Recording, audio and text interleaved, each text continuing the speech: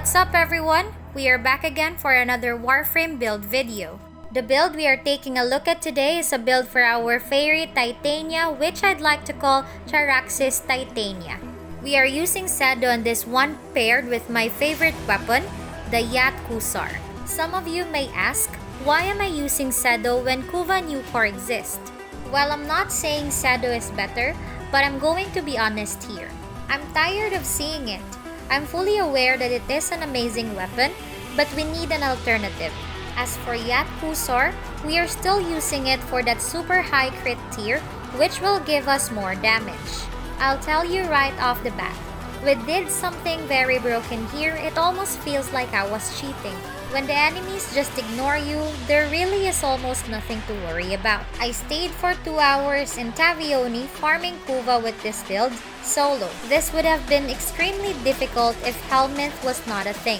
But well, it is a thing, so let's take a look at what happened.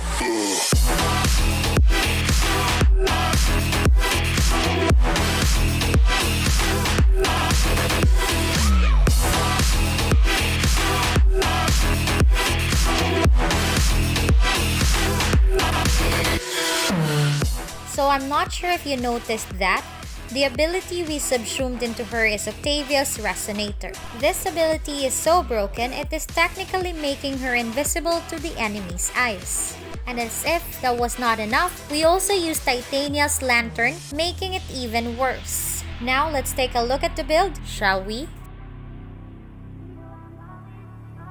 For the Aura slot, we have Brief Respite, Vigilante Pursuit in the Exilio slot. You can also put Enemy Sense here if you want. The bonus from Vigilante set is not really useful here since we are only using Sedo for status effects. Overextend, Stretch, and Augur Reach for range. This is very important to keep all your enemies around you charmed by Resonator or attracted by your Lantern. Primed Flow to increase our maximum energy.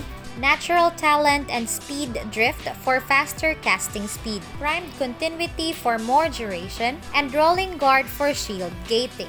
With these mods, we aren't really dealing any damage with Titania's skills. Her entire kit is focused on crowd control, which will help our weapons deal damage more easily. With this strategy, Steel Path just becomes extremely easy, and that's why I said it almost felt like I was cheating.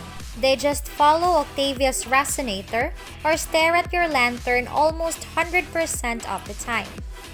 There are times that it does not work on other enemies for some reason, but you can just cast Spellbind and make them float. If you want, you can even use Tribute to get that speed reduction debuff, but it's not really necessary. For the Arcanes, it's still our usual pair, which are Arcane Energize and Strike. Moving on to our melee, the Yacht Hussar. The reason we are using this weapon is because of its high base critical chance. This enables us to reach high critical tiers, which other hybrid weapons cannot achieve with just a few mods. We have Defiled Snapdragon for our stance, Sacrificial Steel, Blood Rush, and Organ Shatter, which lets us reach times 19 crit damage because of tier 4 crits. Berserker for speed, Primed Reach for range, Primed Fever Strike, and Shocking Touch for corrosive damage, which deals 75% more damage to Grenier, and Condition Overload for our core damage. Next is our build for Sedo. The mods we used for this weapon are all for inflicting status effects.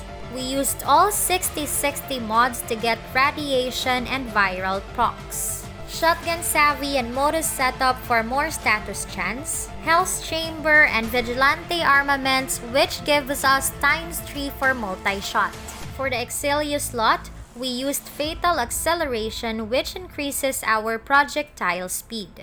Faster projectile speed lets us use Sedo's alternative fire more often because it makes the glaive return to you quicker.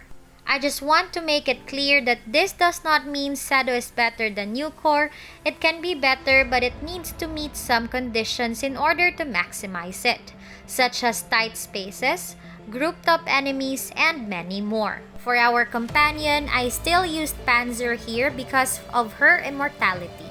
during the run, it felt like it was not really necessary, so Helios with Gladiator mods could be a better choice, but it's still better to be safe. If your Helios dies for some reason, then no companion for you.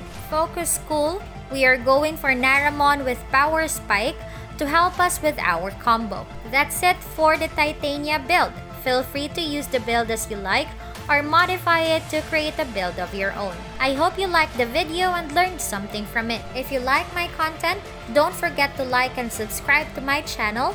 Hit that bell button too if you want. Thank you everyone, stay safe, and I'll see you all next week.